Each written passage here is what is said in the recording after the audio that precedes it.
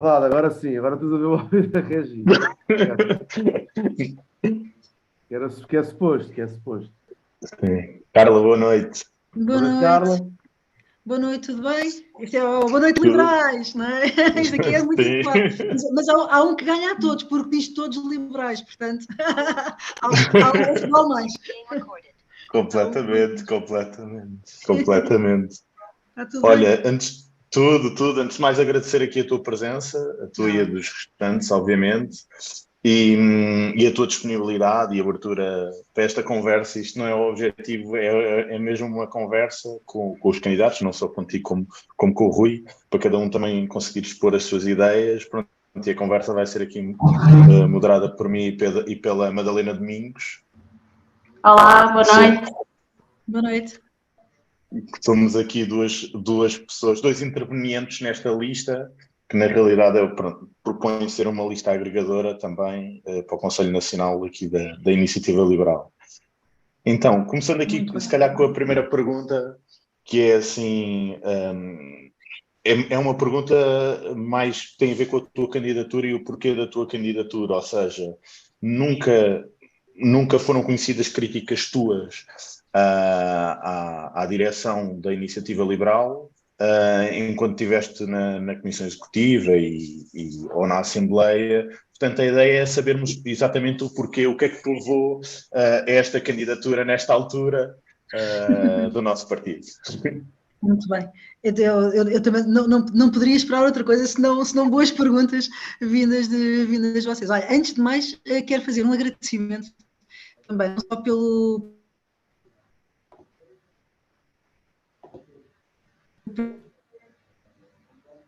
Acho que estamos aqui a perder Carla. Espera aí.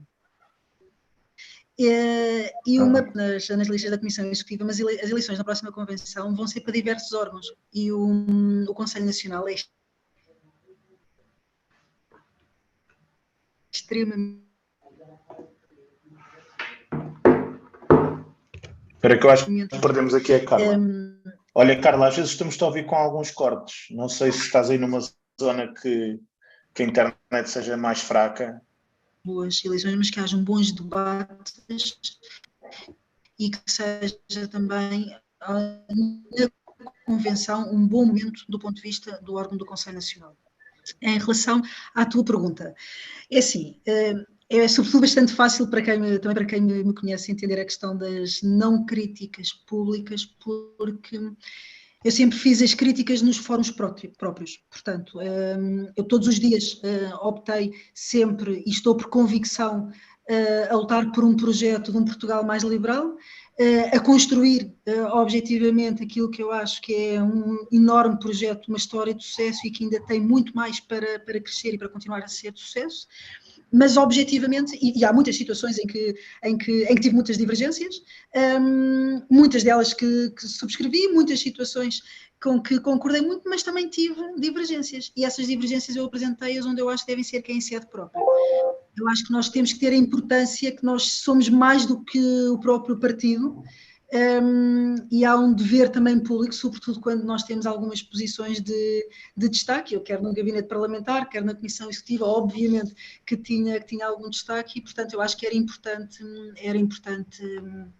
fazê-lo em sede própria. E também faz com que essas divergências expliquem a mais-valia que eu considero haver nesta candidatura. Portanto, porque se fosse para ser igual, não valia a pena haver duas candidaturas, basicamente. Obviamente que há muitos temas que nós partilhamos em comum, isso é natural, mas é importante assumir a forma de gestão do partido, do ponto de vista de descentralização, do ponto de vista de comunicação, trabalho em rede, sinergias, todo um conjunto de situação que eu acho que é muitíssimo importante levar de outra forma, isto do ponto de vista interno, e do ponto de vista externo, há uma convocação para a ação e uma premência, quase que um sentido de urgência, em nós marcarmos a agenda política com as ideias liberais, que eu acho que é importante imprimir esse ritmo. Bem, há imensas coisas que justificam, mas no final da história é importante haver uma avaliação.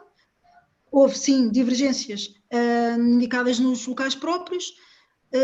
Há consideração se há uma mais-valia na candidatura, sim ou não. Há apoio, sim ou não. E passar todas essas decisões, aqui estamos. Muito bem. Madalena, não sei se queres agora também fazer uma pergunta. Sim. Acho que sim, faz todo o sentido. E posto isto, também leva-nos aqui agora a outra pergunta, que é o que é que distingue, por exemplo, a tua candidatura da do Rui Rocha, neste caso? Quais as diferenças, aquilo que tu defendes neste momento que é importante para o crescimento do partido? Muito bem. Acho que há aqui há várias diferenças que nós podemos arrumar, não é? Do ponto de vista interno, externo e depois também a própria personalidade, não é?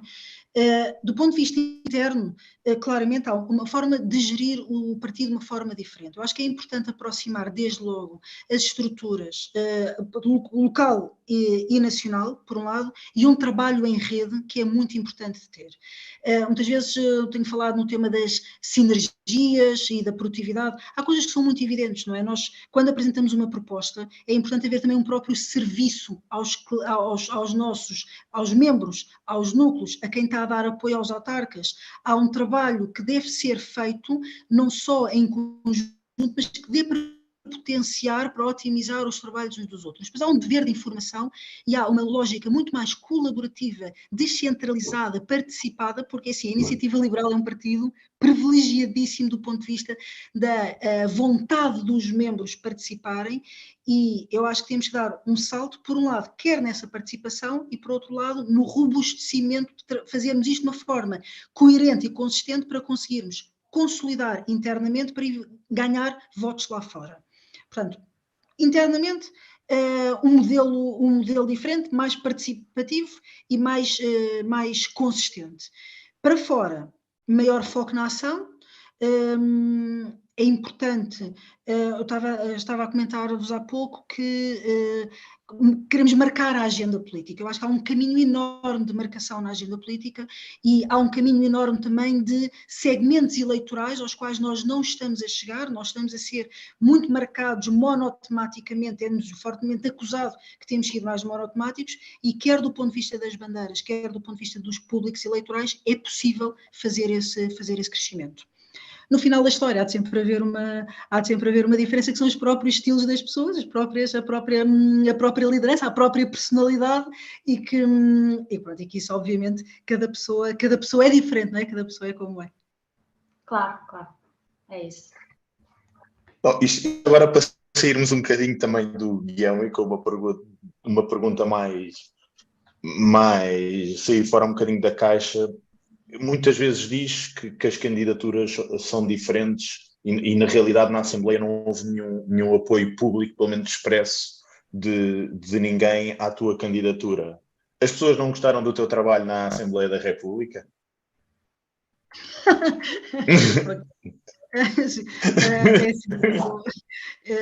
Eu normalmente eu até costumo jogar na equipa dos modestos, mas eu posso dizer que o meu trabalho na Assembleia da República é reconhecidamente muito bom. Pronto, portanto, quer interna, quer externamente. Eu não perdi oportunidades nenhumas, quer nas comissões onde estou estou na Comissão de Orçamento e Finanças e na de Educação, não é? E estando na Comissão de Orçamento e Finanças, coordeno o Orçamento de Estado.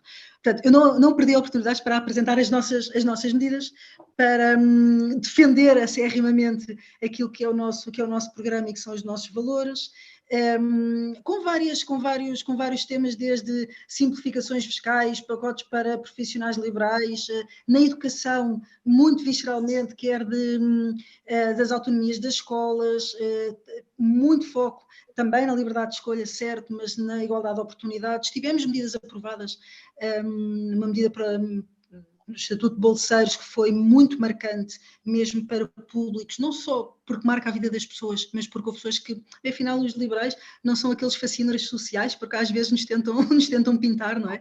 Portanto, isso é importante. Mas não só no trabalho parlamentar, mas enquanto deputada, e hoje já antes tinha tido a oportunidade de poder representar o partido em diversos fóruns, mas acabo que enquanto deputada a ter tido a oportunidade de nos representar em vários locais, mesmo noutros temas. E sempre tive uma grande pressão, autopressão, porque é a minha forma de estar, para apresentar trabalho, e eu acho que as evidências destes meses de trabalho são claras. Portanto, elas já tinham sido claras enquanto apoio na fase de deputado único, e agora um trabalho como deputada eu acho que é bastante evidente que tem sido um trabalho robusto, não é um trabalho, uma política de pressão de bytes, é reconhecido que há sustentabilidade e sustentação nas intervenções, nas medidas.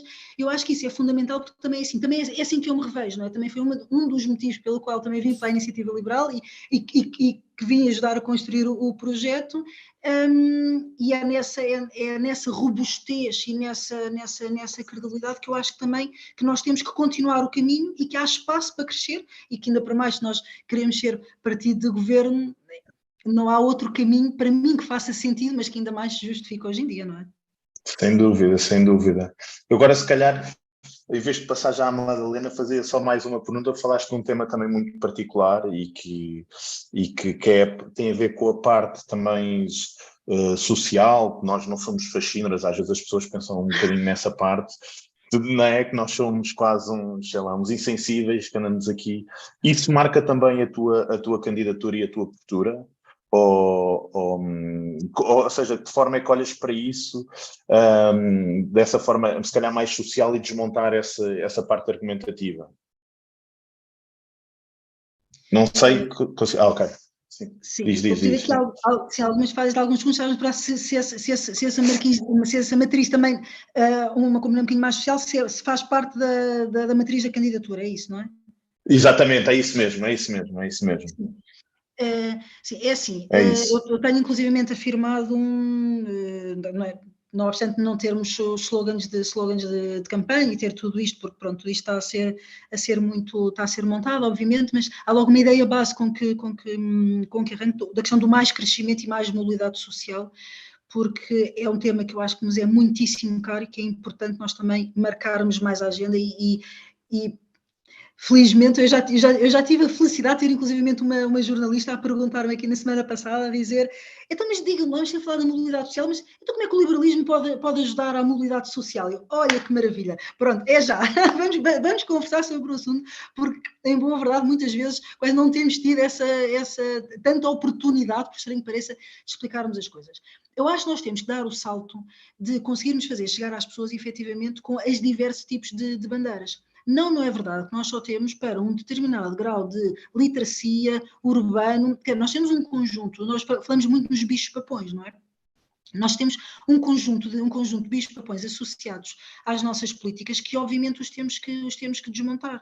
Portanto, nós quando vamos falar sobre o acesso efetivo, o acesso universal à saúde, quando nós denunciamos o estado em que está a educação e que queremos uma educação que não seja uma educação para ricos e para pobres, nós estamos a ter as ditas preocupações sociais também, ou de um ponto de vista liberal, fazer com que cada pessoa tenha uma igualdade de oportunidades, possa se realizar, seja de que forma for, e nós conseguirmos passar as nossas políticas nos diversos segmentos da população, mas conseguirmos explicar efetivamente na vida real como é que isto se conjuga com uma melhoria da vida, nomeadamente numa componente da mobilidade social, que é um tema em que em Portugal está claramente, o elevador social está claramente estragado, é fundamental, mas isso vai ser, é claramente uma marca. Mas, aliás, nós temos um caminho gigante para fazer nas diversas bandeiras em que temos. Felizmente temos muitas, é bom sinal.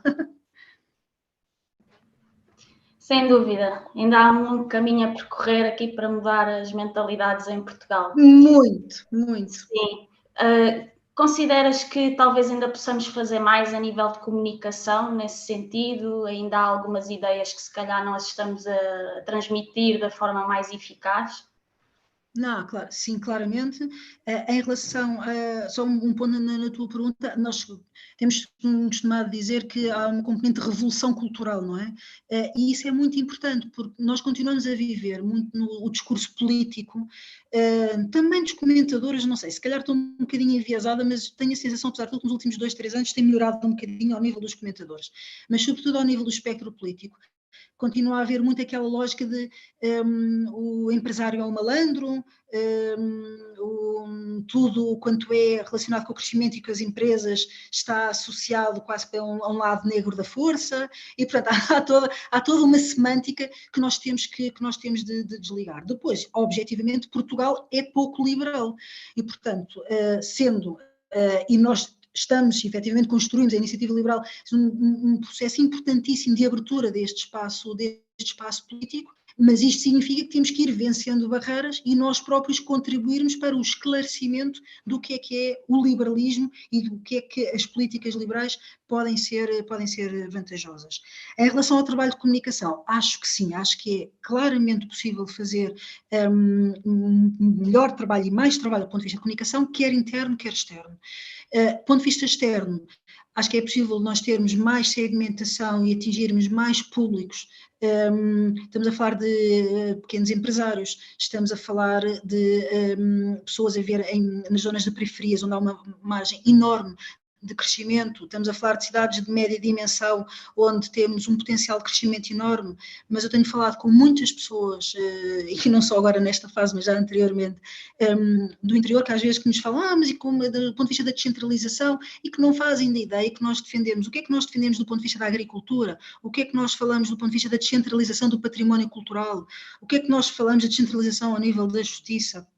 Há imensas situações em que nós temos soluções concretas, quer para tipos de eleitores, quer mesmo do ponto de vista da coesão territorial e zonas geográficas, que ainda não são conhecidas. Ora, isto é um desafio, ele próprio também de comunicação. Internamente, também acho que há um enorme caminho a percorrer de informação aos membros, núcleos e autarcas.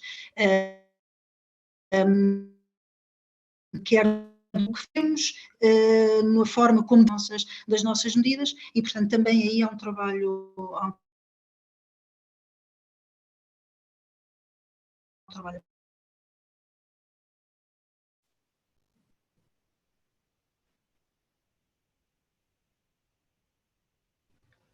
Perdemos-te aqui durante 2 segundos. Estás-nos a ouvir? Sim, perdemos-te aqui durante 2 segundos. Não sei se é da minha ou se é da tua internet. Mas tinha aqui uma pergunta também. Falaste, portanto, cá realmente há muito desconhecimento sobre o liberalismo e as pessoas também não sabem bem. Se porventura, se por um milagre, as pessoas percebessem realmente as vantagens do liberalismo e fosse eleita, agora virando um bocadinho mais para fora, a Primeira-Ministra, as tuas primeiras medidas, a tua primeira medida ou as tuas primeiras, seriam dirigidas a quem e porquê? Ou seja, se por um milagre acontecesse, quais seriam as tuas medidas? Muito bem. Sendo especialmente interessante a palavra do milagre. É assim, um bom milagre, atenção. Um bom milagre. Quando uma empresa seria certamente possível tomar várias medidas, não é? Porque obviamente que um governo pode atuar de uma forma ampla. Há temas que têm que ser tratados. Nós temos falado muito, há 2 áreas em que temos falado muito, obviamente na componente da área da saúde e da educação. Nós não podemos viver num país, sinceramente, tranquilos, em que quer na saúde, quer na educação, temos um país para pobres e outros para ricos. Não é possível. Pronto. E há coisas muito, eu diria que até simples, não é? Nós não podemos pôr grávidas a viajar horas de ambulância simplesmente porque não podem ir para uma clínica privada. Não faz sentido. Na educação, a autonomia das escolas é fundamental, não só do ponto de vista ideológico, do ponto de vista dos processos pedagógicos, mas até como parte da solução das contratações dos termos das contratações de professores. Há alguns temas que podem ser feitos com brevidade, não é preciso uma legislatura inteira, que é ao nível da autonomia das escolas e ao nível do retomar dos contratos de desenvolvimento, dos contratos simples de desenvolvimento e também dos de cooperação, atenção, porque o ensino, a educação especial deve merecer uma atenção especial, mas são temas que rapidamente fazem bastante diferença. há temas gigantes de importância do ponto de vista de coesão territorial para a agricultura e ambientais, que é importante implementar uma política relacionada com a seca. Na política de água, nós somos dos partidos que temos uma política de água mais coerente e é importante, quer do ponto de vista ambiental, quer do ponto de vista da coesão territorial. E enquanto porque há vários ministérios, não é? Há várias políticas a concorrer, há um tema que nós nunca podemos deixar de largar como principal, que é Portugal tem de crescer. Se Portugal não crescer, não há capacidade de pagar maiores salários, não há sustentabilidade da segurança social, não há redução da dívida pública, portanto, há todo um conjunto de efeitos que vêm a partir do crescimento. Agora, há aqui um tema que é, nós não temos que ter medo de criar riqueza. Significa, sim senhor, a parte fiscal, a capacidade de atrair empresas, simplificar os processos para as empresas, portanto não temos que ter medo do tema criar riqueza e crescimento. Isto tem de vir acompanhado com uma reforma da administração pública, ponto.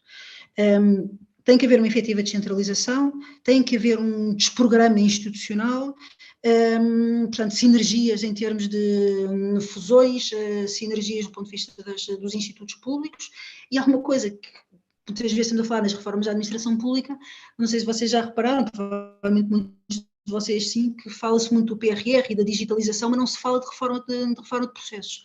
Portanto, em qualquer situação que nós consideramos nas empresas, quando há um processo de transformação digital, nós não estamos a falar de melhorar os softwares, nós estamos a falar de alteração de processo. E, portanto, há uma reforma importante também para haver, do ponto de vista de custos e de eficiência, uma compensação para que tudo isto fique mais equilibrado e para que o que nós produzimos, efetivamente, seja equilibrado e que estejamos numa rota de crescimento. Basicamente, atuaria aqui em diversas frentes.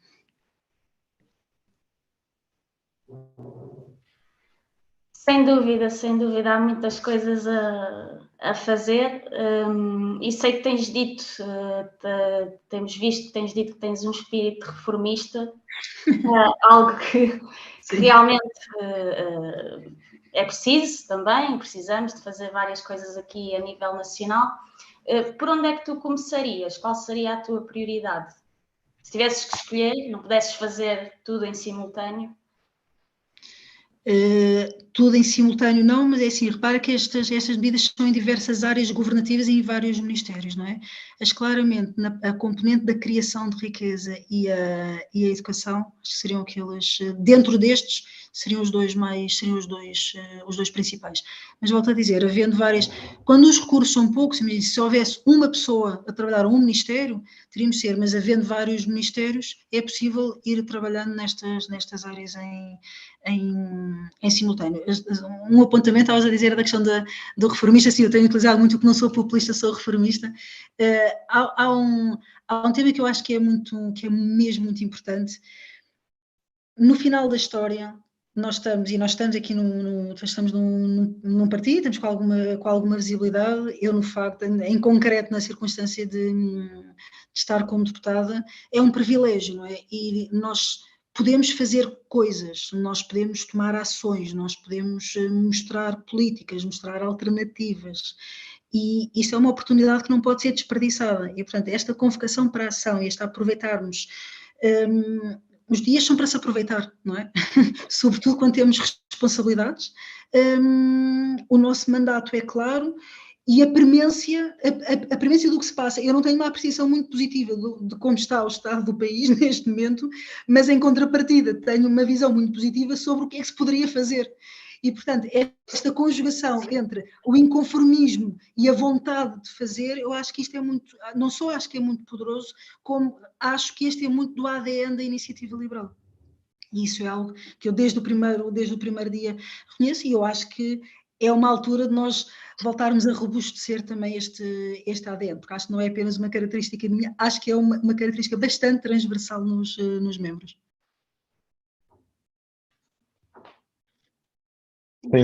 Sem dúvida. Nós agora, se calhar, vamos passar aqui para as perguntas também de quem está a assistir.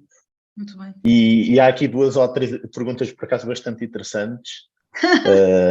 São todas, são todas interessantes. Ou não fôssemos liberais, não é? Exatamente. Mas, não. Pergunta, Há aqui uma do Flávio. de certeza que foram muitas. Sim, muitas perguntas. Há aqui uma do Flávio Lança que pergunta, basicamente tu propões uma comissão executiva mais reduzida, com menos elementos. Em que é que pensas que isso vai ajudar, até porque o número de núcleos está a crescer e somos cada vez mais. A tua ideia é no futuro criares uma comissão executiva mais profissional, ou seja, a trabalhar full-time? Qual é a tua ideia sobre isso e o porquê dessa iniciativa, por assim dizer? Muito bem. Eu acho que é um exemplo, e sim, realmente é uma boa pergunta. Eu acho que para já acho que é um bom exemplo que damos. O mais importante numa comissão executiva, na minha opinião, é que seja uma boa equipa, trabalhe bem em equipa, que seja capaz não só de executar o mandato que tenha, mas 15 vamos ser poucos, como 20, 25 ou 50 seríamos. Isto só é possível ser feito em trabalho de grupo. Isto só é possível fazer com uma gestão descentralizada. Isto só é possível fazer com ligação das estruturas da Comissão Executiva com outras estruturas do partido. Isto significa que a Comissão Executiva tem que trabalhar em grupo, ser eficaz, eficiente, ter um mandato claro, funcionar muito também como gestor de projetos, no sentido em ter ter grupos de trabalho claros e aí multiplicarmos. O projeto de gestão e de descentralização passa por isso também, no fundo defendermos um pouco aquilo que nós defendemos para o país, quer do ponto de vista governativo, quer do ponto de vista de descentralização para o país, é aplicarmos isso nós próprios para o nosso partido. Estou muitíssimo confortável com esta dimensão. Claro que exige que seja uma comissão executiva com a qualidade e com as especialidades que são necessárias, mas volto a dizer, todas as pessoas na prática são poucas, porque o objetivo é nós trabalharmos em grupo e com as outras estruturas do partido, e que vai acontecer, é isso que vai acontecer.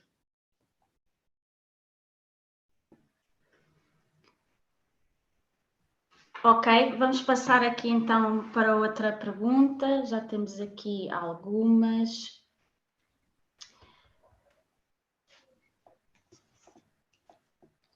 Ok, por exemplo, aqui o Ricardo Ladeiras pergunta, pensando nos próximos atos eleitorais, quais as principais estratégias para aproximar a IEL dos portugueses, nomeadamente das faixas da população mais afastadas? Ok. É assim, há muitas medidas e nós no programa que vamos ser bastante concretos e detalhados. Nos próximos atos eleitorais, eu suponho, não sei se estão a falar em concreto dos Açores, Madeira e Europeias. Aí há um trabalho... O Pedro Albuquerque, por acaso, fez aqui, mete uma pergunta também sobre as próximas, portanto até pode juntar as duas, até os próximos atos eleitorais, Açores, Madeira, etc. E qual é que é a pergunta concreta? Ou é só para falar sobre o tema? Como propõem trabalhar na criação de conteúdos e formação dos membros para conseguirem colaborar na visão europeia da IEL e no respectivo processo eleitoral? Muito bem, muito bem. Então vamos lá. Para já, em termos de objetivos eleitorais, muito claramente, eleger na Madeira, eleger nas europeias, multiplicar a representação nos Açores.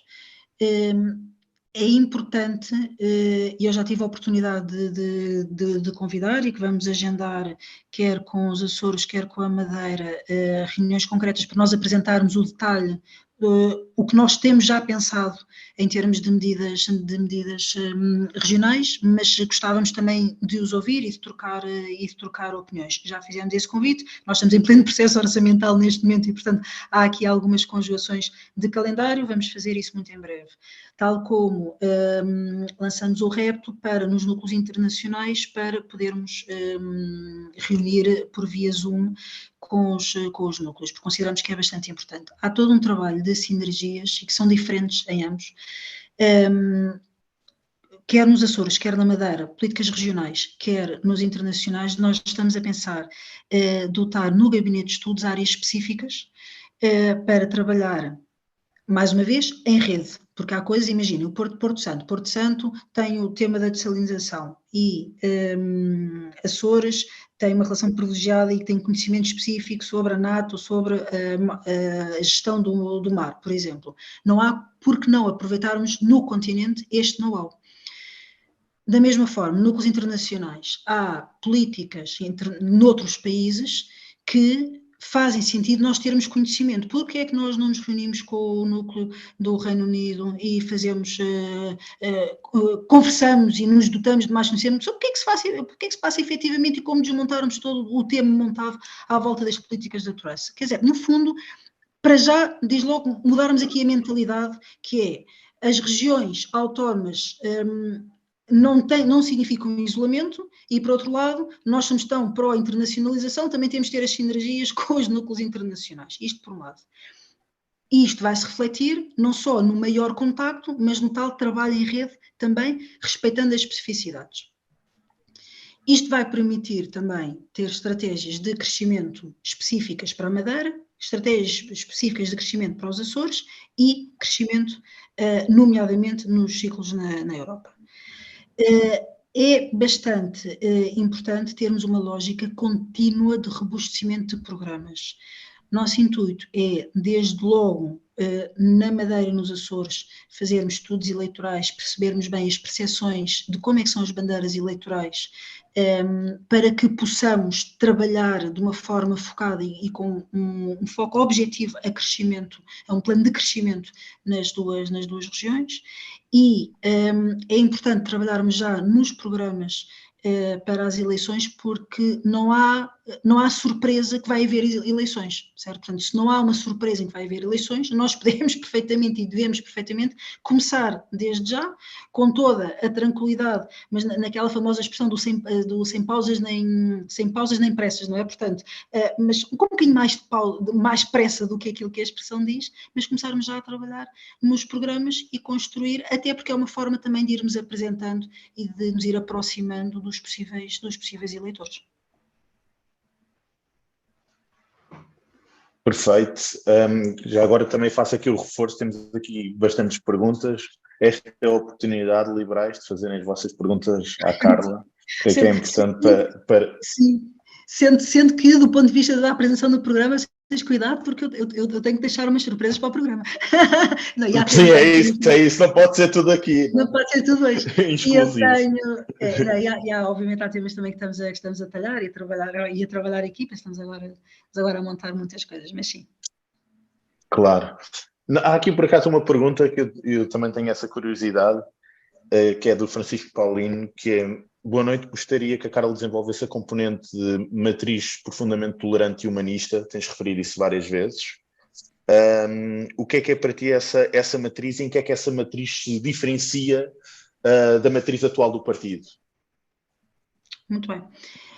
Eu acho que, sobretudo, eu acho que é importante, e eu quis mesmo muito reafirmar qual é que era a matriz, porque nós temos andado, até recentemente, com um bocadinho, às vezes em muitos discursos, às vezes em muitas ou declarações, ou de circunstâncias, com uma busca de um liberalómetro, não é? Um bocadinho de dor. E eu optei por fazer uma coisa que é muito simples, na minha opinião, mas que eu acho que é bastante eficaz, que é dizer, olha, nós somos isto é o que nós somos. Nós somos liberais em toda a linha. Somos liberais do ponto de vista político, económico e social, temos uma matriz tolerante e uma matriz humanista. Este é o nosso projeto. Eu estou-me a candidatar à presidência, nós estamos a candidatar a uma comissão executiva de um partido liberal, não é um partido de outro tipo, é o Partido Liberal, e este é o nosso projeto. Vamos apresentar uma equipa e vamos apresentar um programa.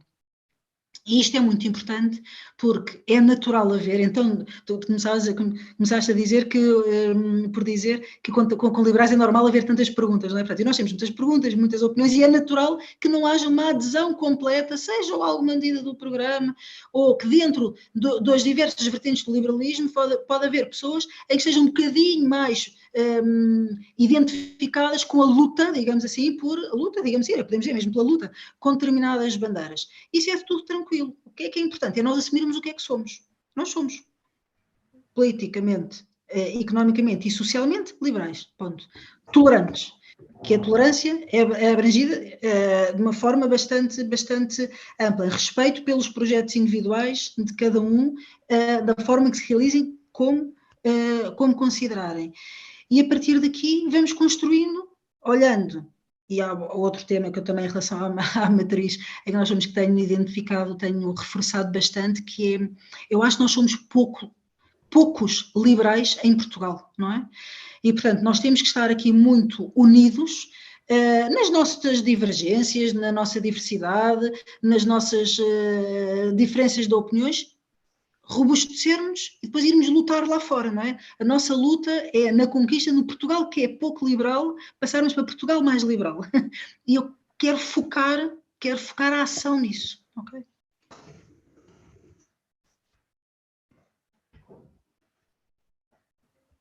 Ok, vamos ver então aqui, entretanto, há aqui mais algumas perguntas a surgir.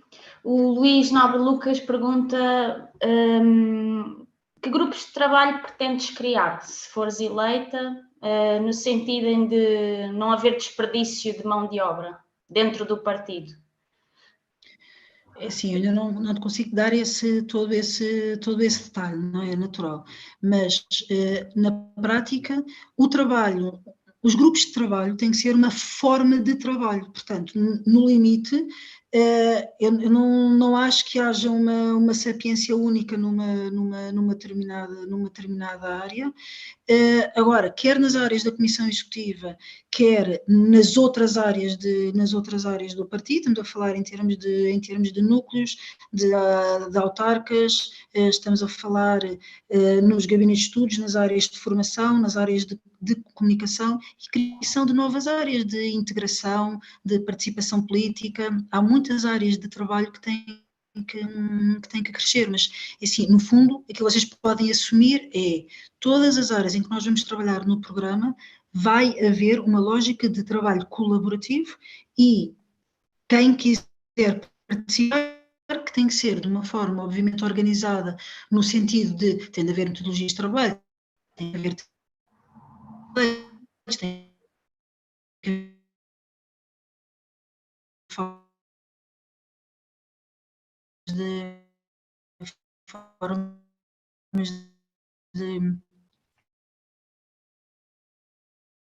organização para que no final haja uma coerência, para que no final haja um chamado, é uma forma tem que ser uma forma de nessa tal.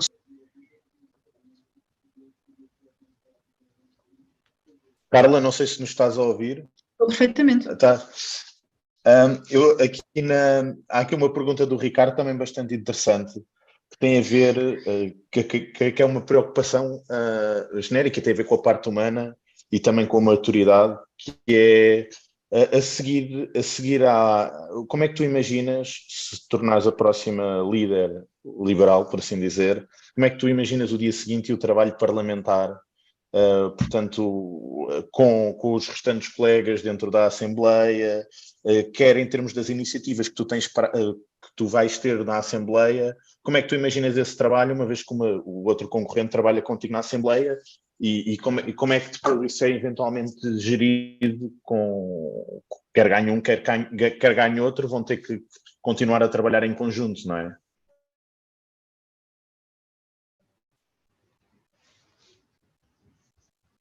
Não sei se ouviste tudo. Nos últimos segundos houve aqui algum avanço. Como é que vamos continuar a trabalhar em conjunto? É isso, não é? Exatamente, é isso. É assim, eu posso falar por mim. Eu acho que é importante nós lembrarmos E isso é válido, nomeadamente, na elevação da campanha, é importante na forma como nós damos também um exemplo na forma como queremos construir e falar de alternativas e de visões de futuro e como é que nós conseguimos robustecer o partido, ter ideias. E quando a campanha é positiva e é focada em como é que nós podemos melhorar o partido cá dentro e como é que podemos fazer crescer a iniciativa liberal lá fora, que no final da história é isso que nos deve motivar, eu acho que depois tem de ser e deve ser possível fazer um trabalho em conjunto. Eu falo por mim, eu estou aqui, eu quero fazer crescer a iniciativa liberal, quero que o liberalismo cresça em Portugal e estou focada no sucesso, no trabalho, no dia-a-dia. E isso parte pelo trabalho, quer seja no Parlamento, quer seja no partido, quer seja onde for. Pronto, e portanto eu acho que isso é importante. Os eleitores votaram em nós e não esperam outra coisa senão uma belíssima entrega de trabalho, não é? E, pronto, e nós não queremos apenas renovar os votos desses, mas queremos ganhar muitos mais. E portanto nós temos que ser o mais dignos possíveis e merecedores desse trabalho. E pronto, portanto, eu acho que é mais do que nossa obrigação, nosso dever, nossa honra, nosso tudo, de continuarmos a fazer esse trabalho. E eu falo para mim. Sem dúvida, sem dúvida. Mudando agora aqui um pouco o assunto, temos aqui uma pergunta do Nuno Cruz. Sendo ele membro de pleno direito da ALDE, de que forma é que estamos a contribuir e a usufruir desta aliança? Qual é a tua visão? Muito bem, não te consigo dar em detalhe, sinceramente, o que é que nós temos conseguido usufruir. Posso dizer que acho que é importante, e ainda mais se nós conseguirmos eleger, ou quando conseguirmos eleger para o Parlamento Europeu, passarmos também a fazer parte do grupo do Renew Europe, que significa que vamos ter acesso a muito mais sinergias, muito mais informação e trabalho de grupo. Eu acho que é importante nós ganharmos mais dimensão internacional. Pelas experiências, pelo robustecimento, porque há experiências governativas e é importante, nós não nos podemos esquecer que nós não queremos ser um partido de protesto, nós queremos ser um partido de governo, e significa que dentro da família liberal há essa experiência, há esse conhecimento, e portanto conseguirmos dar esse salto e aproveitando essas possibilidades internacionais, eu acho que é extraordinariamente importante. Também como formação de membros e de estruturas, portanto, eu acho que há um conjunto enorme de sinergias e de melhorias a fazer, claramente. Carla, agora uma pergunta se calhar mais pessoal, que é pronto, não, mas obviamente sem entrar na vida privada, que é... Oi!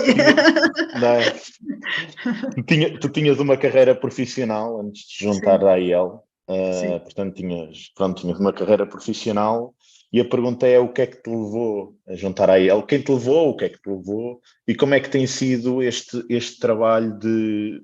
começaste portanto, no Gabinete de Estudos e agora como deputada, como é que tens encarado isso e o que é que tens sentido? Olha, verdade, eu fiz um momento de enorme loucura, de enorme loucura. Lembro-me que às vezes há assim, alguns detalhes que não tenho tanto presente. Lembro-me perfeitamente do momento em que o Carlos Guimarães Pinto me ligou a fazer o desafio para a desassossegar, que é uma palavra que eu gosto tanto, gosto muito da palavra do desassossego e do desassossego construtivo. Para desafiar para uma dupla valência, para estar na Assembleia. Eu na altura tinha sido número 2 em Lisboa e portanto estava a seguir ao João e havia uma vantagem, seria positivo estar também na Assembleia, e com um desafio concreto de montar um gabinete de estudos.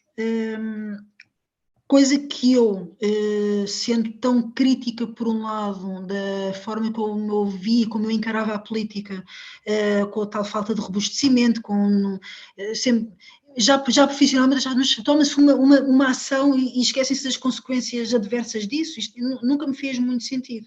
E portanto, de repente perceber que poderia ter a oportunidade de fazer essa diferença foi foi interessante. No entanto, os custos em diversos sentidos, literais e não literais, eram bastante grandes.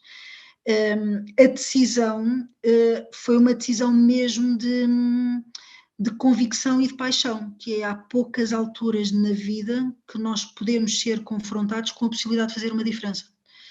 E juntando tudo, a resposta foi muito mais rápida do que aquela que era expectável para alguém que nunca tinha pensado sequer estar num partido político, e que as coisas foram todas acontecendo até de uma forma bastante rápida. Há dias e horas de todo o tipo e mais algum. No final da história, por muitas ou dúvidas ou dificuldades ou o que há, eu acho que nós somos privilegiados, mesmo. Acharem que nós somos privilegiados da sociedade e tudo mais, não é nesse sentido, é no sentido em que podermos lutar por coisas que acreditamos, poder fazer um trabalho que eu acho que é um trabalho nobre, ao contrário do que... Deixa-me contar-vos uma história. Eu trabalhava na área durante muitos anos, e eu continuo a considerar uma gestora, mas na área de seguros. Eu sei que às vezes os seguros têm assim uma certa fama, uma certa má fama, sendo num setor que eu adoro. Então às vezes brincava com os meus colegas a dizer: eu passei de seguros para a política, como é que isto é possível? Pronto. Mas em boa verdade a política é uma área que é uma área bastante nobre, não é? Porque nós estamos a tentar lutar por construir alguma coisa melhor. Certamente outros colegas de outros partidos que eu acho que estou diametralmente oposta e acho que as políticas deles só pioram o país, mas eu acredito que eles no fundo querem melhorar, não é? Mas é uma atividade bastante nobre e, portanto, tem sido um percurso extraordinário, com muitos mais cabelos brancos, sem dúvida nenhuma, para grande desgosto da minha mãe, mas sinceramente tem sido um privilégio.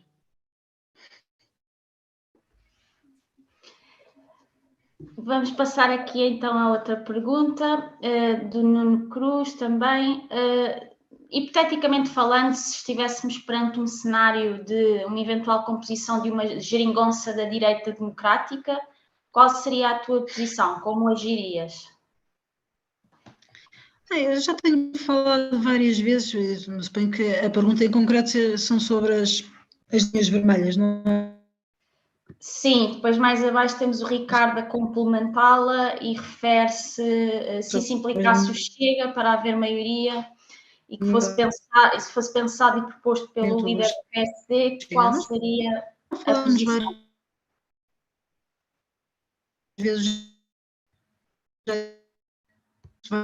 Várias vezes, em diversas circunstâncias, que... Madalena, posso pedir para repetir? Eu penso que estamos aqui com alguns problemas de som, então deixei de te ouvir. Mas agora estamos a ouvir. A Carla pediu para tu repetir a pergunta, Fábio. Ok, desculpa. Então, a pergunta, sim, tinha a ver com a questão da composição de uma geringonça à direita, qual seria a tua posição? E se isso implicasse o Chega para haver maioria e fosse pensado e proposto pelo líder do PSD, qual seria a posição da IEL, tendo-te a ti como líder? Ok, eu tenho sido muito clara que há uma manutenção dessa posição, eu revejo-me na posição que nós temos tido até agora, e é para manter de haver a linha vermelha com o Chega no que diz a coligações governativas. Okay? É para manter claramente essa linha. Tenho revisto e é para manter de futuro.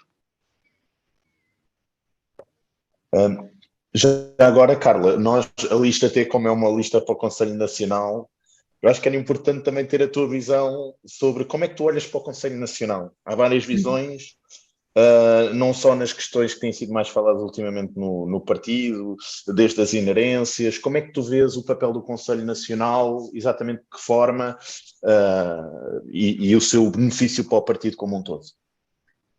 Muito bem.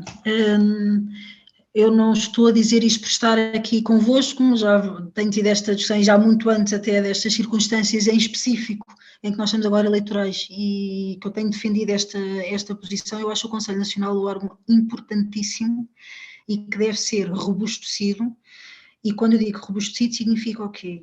Termos com maior frequência conselhos nacionais, termos uma relação, uma escuta ativa, mais escuta ativa em relação aos conselheiros. Acho que é muito importante, acho que o processo em que estamos atualmente de diversas listas vejo como muito positivo. E já assumi publicamente, e é uma posição em que com os colegas da Comissão Executiva com que já estamos e no grupo que continua a ser escolhido é totalmente unânime, portanto muitíssimo confortável em já ter assumido essa posição, que na revisão de endereços a nossa posição é que a Comissão Executiva não tenha direito de voto no Conselho Nacional. Estou bastante crente nesse que é a melhor forma de separação de poderes e que é, inclusivamente, é uma prática nos outros partidos. Não significa que os outros partidos podem ter más práticas e nós termos boas práticas, obviamente isso não é só por si só uma razão, mas também é um benchmark interessante, mas do ponto de vista da separação de poderes acho que é extremamente importante e clarificador. Inclusivamente, em relação ao robustecimento e à separação de poderes e ao robustecimento dos órgãos, isto não é só válido para o Conselho Nacional. O Conselho de Jurisdição e o Conselho de Fiscalização são extremamente importantes. Não é só, até pela própria lógica liberal, quer dizer, que nós, volta um bocadinho à história, que nós devemos praticar no partido aquilo que nós defendemos para o governo e para o país.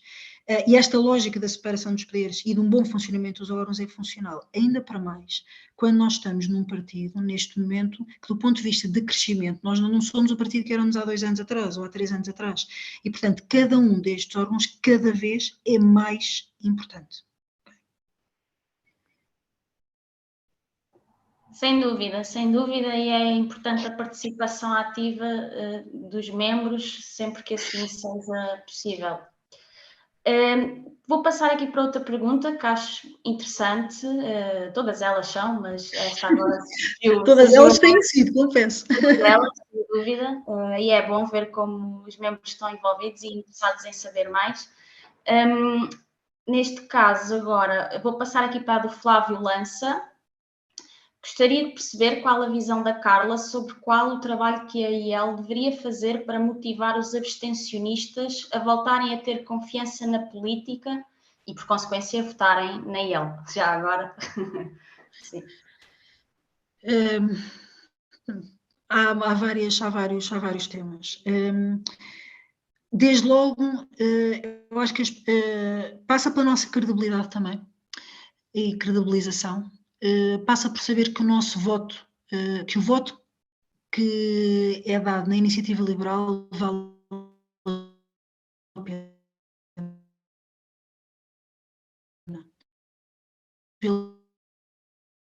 Pelos deputados na Assembleia, passa também pelos deputados municipais. Por um lado, mostrar o trabalho que fazemos, volto a dizer, e mostrar o impacto que as nossas políticas têm na vida prática das pessoas.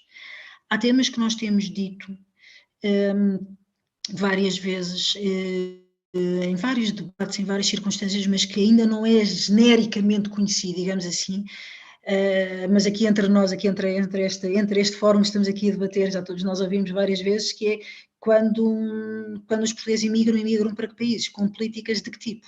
E são invariavelmente para políticas, ou a esmagadora maioria, para países com políticas liberais. E há situações, há perguntas deste género que podem ajudar as pessoas a pensar que, por um lado, o nosso voto, quando é entregue, quer nos deputados na Assembleia da República, quer nos órgãos locais, valem a pena. E, portanto, isso significa que o nosso trabalho tem que ser bem feito e também tem que ser mostrado e também tem que ser ajudado. Pronto. Depois explicarmos que as políticas funcionam. E também, eu acho dar esperança. Eu acho que dar esperança que é nós, enquanto na atividade política, nós não desistimos, não é? Nós abdicamos muitas vezes de outras coisas, de outras vertentes na nossa vida, nós acreditamos que é possível fazer algo, então é possível também, pelo menos, fazer acreditar às pessoas que pelo menos acreditem em votar. não é? Portanto, nós não desistimos do país, eles que não desistam de nós. Eu acho que essa cadeia é muito importante de passar, e esse capital de esperança e de caráter positivo é fundamental.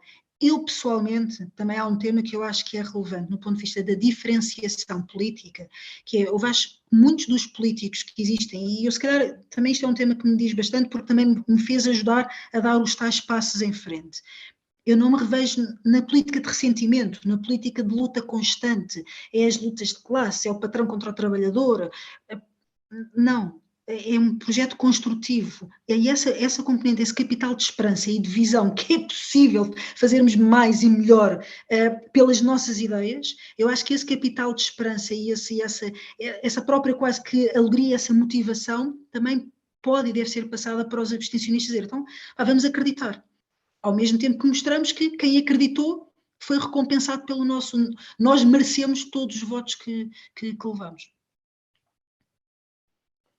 Carla, agradecer-te aqui este momento mais uma vez e creio que foi muito bom para esclarecer.